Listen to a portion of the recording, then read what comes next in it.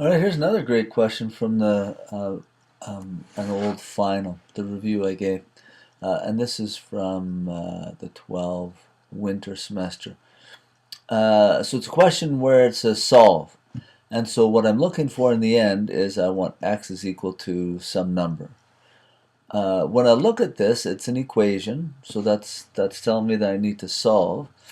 But if it's an equation that includes fractions, then I can use that I hate fractions rule, which says that find the lowest common denominator of all the denominators, and then you multiply every term by that denominator.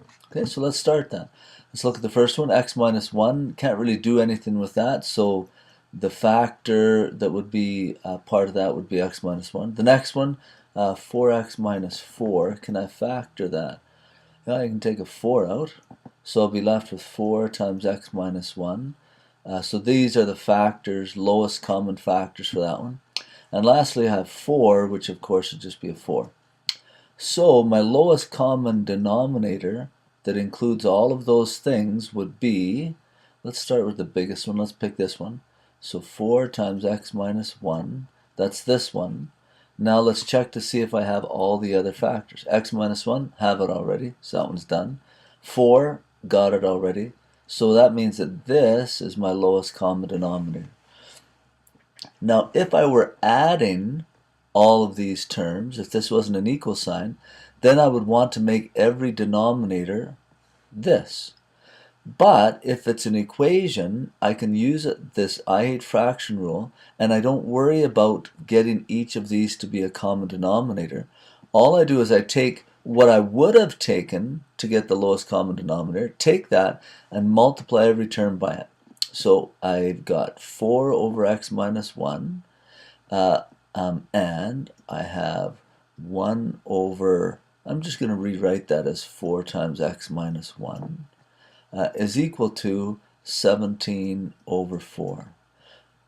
Okay, so that's my question, and the I hate fraction rule says take every term, like that one, and times it by the lowest common denominator.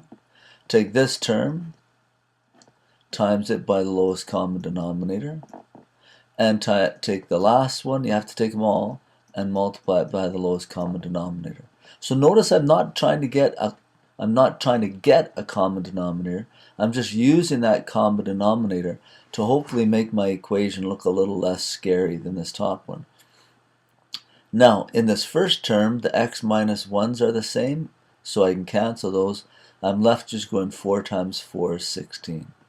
Plus, the next one, that whole denominator goes, and so I'm just left with a 1, is equal to, the last one, the 4 goes, and so I'm left with going x minus 1 times 17.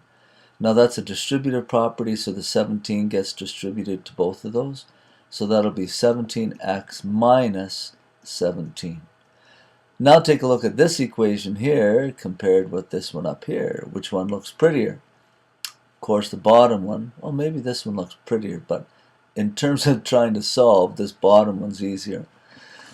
So now I need to solve for x, so I'm going to isolate the x, get all the other numbers together, and solve like I usually do. 16 plus 1 is 17, is equal to 17x minus 17. I'm going to take this 17 and take it to the other side. So I'll take and add 17 on this side. If I do it there, I have to add 17 on this side. So that'll give me 34 is equal to 17x. And then, because those cancel out, now to get x by itself, I'm going to divide both sides by 17. So I'll get 34 divided by 17, or I'll get x is equal to 2.